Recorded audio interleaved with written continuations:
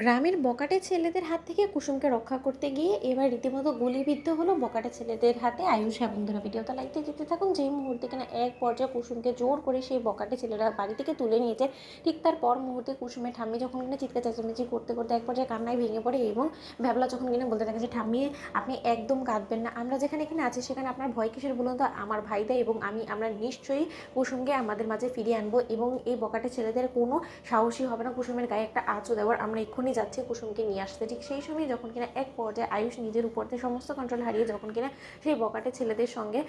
গ্রামে সমস্ত লোকেদের উপস্থিতিতে যখন কিনা বেধড়ক মারধর করতে থাকে, হাতাহাতি করতে থাকে, এক পর্যায়ে সেই বকাটে ছেলেরা যখন কিনা আয়ুষকে রীতিমতো গান দেখিয়ে ভয় দেখায় এবং বলতে থাকে যে এই পিস্তলটা দেখতে পাচ্ছিস না, এটা শুধুমাত্র যে খেলনার পিস্তল তা কিন্তু না, এটা এর মধ্যে কিন্তু যথেষ্ট পরিমাণে গুলি আছে এবং একটা যদি তোর বুক চিরে যায় না তাহলে তোর এখানে মৃত্যু হবে এবং সেটা নিশ্চিত, সেটা হতে কেউ আটকাবে না। তাই আমি তোকে বলে দিচ্ছি যে আমাদেরকে সমস্ত কিছু করতে বাধ্য করিস না। সবে মাত্র তো তোকে একটা ট্রেলার দেখালাম, তার পরবর্তীতে কিন্তু সম্পূর্ণ ছবিই দেখিয়ে দিব।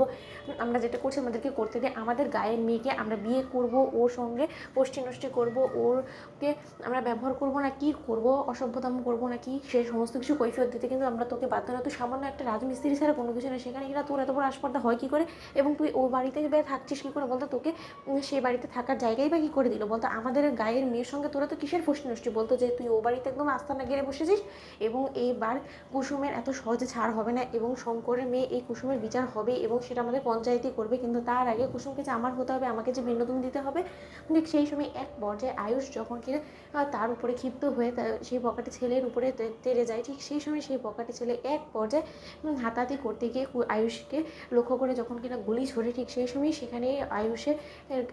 হাতের মধ্যে গুলি লাগা মাত্রই আয়ুষ যখন কিনা সে মেঝেতে লুটিয়ে পড়ে এবং মেঝেতে লুটিয়ে পড়া মাত্র আয়ুষের উপরে গুলি চালিয়ে সেই বকাটে ছেলেটা যখন কিনা সেখান থেকে পালিয়ে যায়, ঠিক তার পর মুহূর্তে কুসুম ছুটে যায় আয়ুষের কাছে এবং ভ্যাবলা যখন কিনা বলতে থাকে যে যাতে করে এক্ষুনি ভাইদাকে হসপিটালে নিয়ে যেতে হবে, নয়তো বা ভাইদার হাত থেকে যদি যত শীঘ্র সম্ভব আমরা গুলিটা না বের করতে পারি তাহলে কিন্তু আমার ভাইদার যে কোনো সময় যে কোনো কিছু হয়ে যেতে পারে। আমার ভাইদার কিছু হয়ে গেলে আমি কী মুখ দেখাবো বলো তো আমার মাকে। ঠিক সেই সময় কুসুম যখন কিনা বলতে থাকে যে কেন আপনারা এই গায়ে এসেছেন বলুন তো,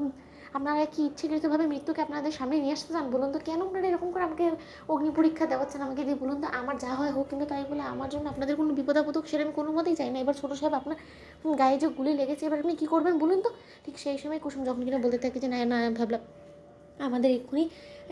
ছোটো সাহেবকে বাড়ি নিয়ে যেতে হবে এবং সেখানে আমি নিজে ছোটো সাহেবের হাত থেকে গুলিটা বের করে দিতে পারবো এবং তার পরবর্তীতে আমি ব্যান্ডেজ করে দিলে ছোটো সাহেব একদম সেরে উঠবে। এখন হসপিটালে নিয়ে যেতে তো অনেকটা দেরি হয়ে যাবে, ততক্ষণে ছোটো সাহেবের যে কোনো সময় যে কোনো ক্ষতি হয়ে যেতে পারে। ঠিক সেই সময় ভাবলা যখন কিনা বলতে থাকে যে ঠিক আছে চলো কুসুম আমরা এক্ষুনি বাড়ি নিয়ে যাই ভাইটাকে। ঠিক সেই সময় কুসুম বাড়ি নিয়ে আসা মাত্র নিজে হাতে আয়ুষে চিকিৎসা করে। তো বন্ধুরা লাইক কমেন্ট শেয়ার করো, সাবস্ক্রাইব করতে ভুলো না।